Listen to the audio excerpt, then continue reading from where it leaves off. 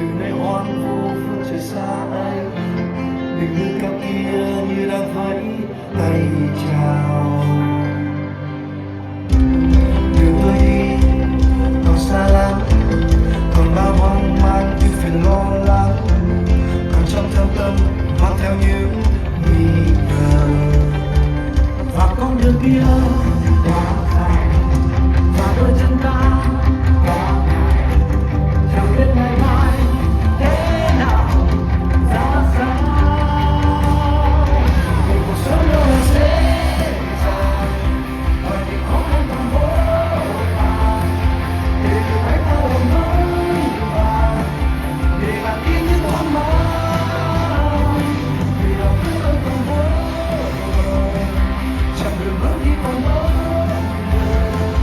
và đỉnh núi cao vẫn đón chờ, chờ ngày ta bước chân lên đón bình minh.